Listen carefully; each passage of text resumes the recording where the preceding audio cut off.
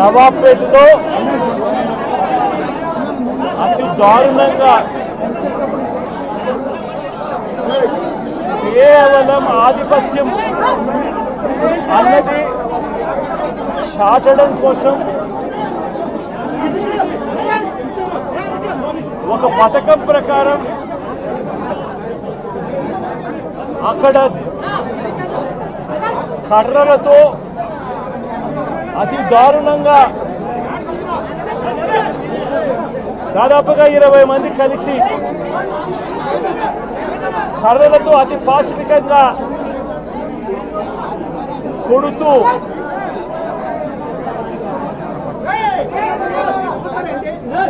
చివరికి హాస్పిటలైజ్ అయి తీవ్రమైన దెబ్బలతో వాళ్ళు హాస్పిటల్లో ఉంటే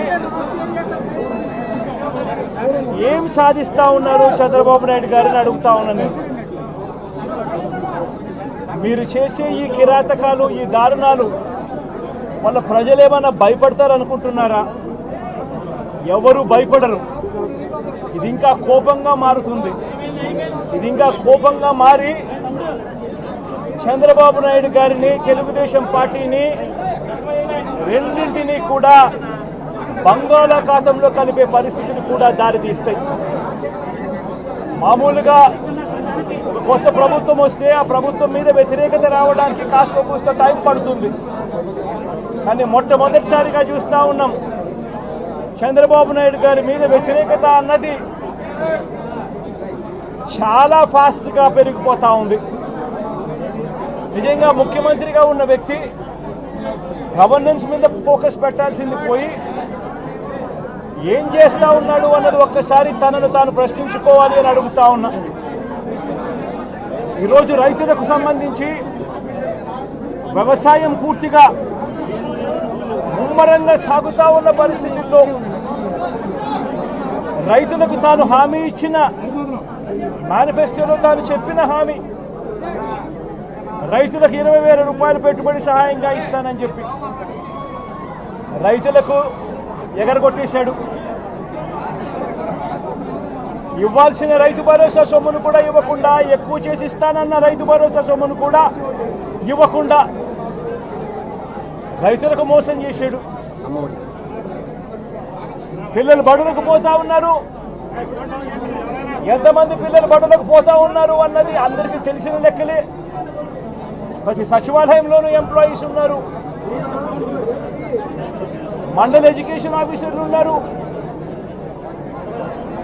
అయినా కూడా తల్లుళ్ళు మోసం చేస్తూ అమ్మఒడి ఎగరగొట్టేశారు.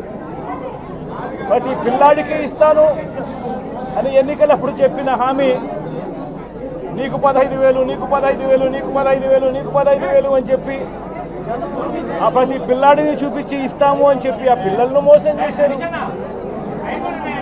ప్రతి అక్క చెల్లెమ్మలను మోసం చేశారు. తల్లులకు అమ్మఒడి ఇస్తామని తల్లుల దగ్గర నుంచి మొదలెడితే ప్రతి తల్లికి 18 సంవత్సరాలు నిండిన ప్రతి అమ్మాయికి, ప్రతి అక్కకు, ప్రతి చెల్లెమ్మకు నెలకు 1,500 రూపాయలు ఇస్తామని చెప్పి వాళ్ళను మోసం చేశారు. ఈరోజు ఫీజు రీయింబర్స్మెంట్ తీసుకుంటా ఉన్న పిల్లలు జనవరి, ఫిబ్రవరి, మార్చి క్వార్టర్ ఫీజులు రాలా. ఏప్రిల్, మే, జూన్ ఫీజులు, 2వ క్వార్టర్ కూడా ఫీజులు రాలా. పిల్లలు చదువుకునేదానికి కూడా ఇబ్బంది పడే పరిస్థితిలోకి, ఫీజులు కట్టలేని పరిస్థితిలోకి కాలేజ్ యాజమాన్యాలు ఫీజులు అడుగుతా ఉన్న పరిస్థితిని ఈరోజు చూస్తూ ఉన్నాం. పిల్లలకు వసతి దీవెన ఎగరగొట్టేశారు. అక్క చెల్లెమ్మలకు 0 వడ్డీ కూడా రావాల్సిన 0 వడ్డీ కూడా మామూలుగా ఏప్రిల్లో రావాల్సింది అది ఎగరగొట్టేశారు. ఇవన్నీ కూడా వైఎస్ఆర్ కాంగ్రెస్ పార్టీ ఉన్నప్పుడు, జగన్ ముఖ్యమంత్రిగా ఉన్నప్పుడు క్రమం తప్పకుండా క్యాలెండర్ ఇచ్చి ప్రతి ఒక్కరిని కూడా ఆదుకుంటూ వస్తూ ఉన్న పరిస్థితి.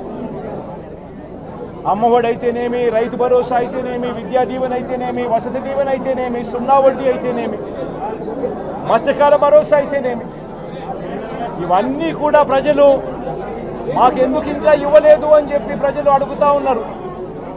వారి గురించి పట్టించుకోకుండా, వారికి చేయాల్సిన మంచి గురించి పట్టించుకోకుండా స్కూళ్ళను నిర్వీర్యం చేస్తూ, చదువులను నిర్వీర్యం చేస్తూ, హాస్పిటళ్లను నిర్వీర్యం చేస్తూ, చివరికి ఏ ఒక్కరూ కూడా మిమ్మల్ని ప్రశ్నించకూడదు అని, ఏ ఒక్కరూ కూడా రోడ్లెక్కకూడదు అని ఈ మాదిరిగా భయాందోళనను క్రియేట్ చేయాలనే ఉద్దేశంతో గ్రామ స్థాయి నుంచి మొదలెడితే ప్రతి ఒక్కరికి కూడా మీ కక్షలు, మీ కార్పణ్యాలు మీరు తీర్చుకోండి అని చెప్పి గ్రీన్ సిగ్నల్ ఇస్తూ గ్రామ స్థాయి నుంచి ఈ భయానక వాతావరణాన్ని క్రియేట్ చేస్తూ ఉన్నారు. ఆలోచన చేసుకోమని అడుగుతా ఉన్నా. మళ్ళీ చెప్తా ఉన్నా చంద్రబాబు నాయుడు గారికి, మీరు చేస్తూ ఉన్నది తప్పుడు సాంప్రదాయం. ఇది కనుక కొనసాగింది అని అంటే రేపు పొద్దున ఏం జరుగుతుంది అని అంటే, ఈరోజు మీ ప్రభుత్వం ఉంది, చాలా వేగంగా మీ ప్రభుత్వం కూడా తుడిచిపెట్టుకొని పోతుంది. ఆ తర్వాత మళ్ళీ మా ప్రభుత్వం వస్తుంది.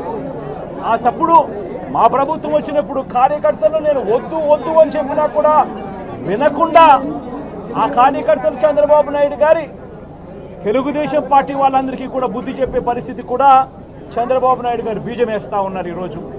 దయచేసి నేను చంద్రబాబు నాయుడు గారికి చెప్తా ఉన్నా, ఈ తప్పుడు సాంప్రదాయాలను ఇంతటితో ఆపండి. ఈ తప్పుడు సాంప్రదాయాలు పెద్దయ్యాయి, వృక్షాలైనాయి అనంటే ఆ తర్వాత ఆపడం ఎవరి చేత కాకుండా పోతుంది. ఇప్పటికే లా అండ్ ఆర్డర్ అనేది గాడి తప్పింది. ఇప్పటికే ఏం జరుగుతూ ఉంది అన్నది మీకే తెలియకుండా కూడా జరిగేంత దారుణమైన పరిస్థితిలోకి ఈరోజు లా అండ్ ఆర్డర్ పోతూ ఉంది.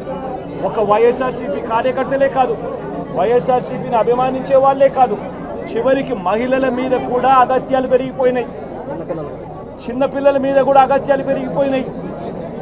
ఇష్టం వచ్చినట్టుగా రౌడీజం పెరిగిపోయింది. ఇష్టం వచ్చినట్టుగా ఎవరికి బుద్ధి పుడితే వాళ్ళు చేస్తూ ఉండే కార్యక్రమాలు జరుగుతూ ఉన్నాయి.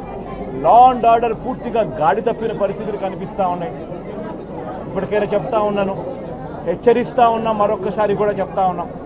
శుక్రవారం ఈ మధ్య కాలంలోనే జరిగిన ఇంకొక ఘటనలో ఏకంగా చంపేసిన ఘటన చూసాం నంద్యాలలో. శుక్రవారం నేను అక్కడికి కూడా పోతా ఉన్నాను. ఆ ఘటనను కూడా ఒకసారి రాష్ట్రం దృష్టికి, దేశం దృష్టికి కూడా తీసుకొని పోయే ప్రయత్నంలో భాగంగా అక్కడికి కూడా వెళ్ళి జరిగిన అగాత్యం, జరిగిన అన్యాయం అక్కడ కూడా హైలైట్ చేసే కార్యక్రమం కూడా చేస్తాం. ఖచ్చితంగా హైకోర్టు తలుపులు తడతాం, అవసరమైతే సుప్రీంకోర్టు తలుపులు కూడా తడతాం. ఇప్పటికే ప్రధాన రాజకీయ పక్షాలన్నింటికీ కూడా రాష్ట్రంలో జరుగుతూ ఉన్న అన్యాయాల గురించి వివరించడం జరిగింది. ఇక హైకోర్టు, సుప్రీంకోర్టు గడపలు కూడా గట్టిగా వాళ్ళ తలుపులు కూడా కొట్టే కార్యక్రమాన్ని గట్టిగా చేస్తాం. రాష్ట్రంలో జరుగుతూ ఉన్న ఈ అన్యాయాలు, ఈ ఆక్రందనల మీద ఎందుకు ప్రెసిడెంట్ రూల్ విధించకూడదు అని చెప్పి కూడా గట్టిగా వాళ్ళని అడిగే కార్యక్రమం కూడా చేస్తాం.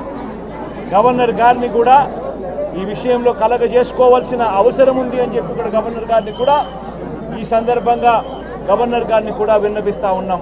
ఇవన్నీ కనీసం మీరన్నా సుప్రీంకోర్టు జడ్జిగా పనిచేశారు, కనీసం మీ సమక్షంలో మీరు ఉండగానే ఇవన్నీ ఈ రాష్ట్రంలో జరుగుతూ ఉన్నాయి. దయచేసి మీరు కూడా కాస్తో కూస్తో చూసేసి ఉన్నట్టుగా పోకుండా మీరు గట్టిగా ఇన్వాల్వ్ కమ్మని చెప్పి గవర్నర్ గారిని కూడా ఈ సందర్భంగా విజ్ఞప్తి చేస్తూ ఉన్నారు.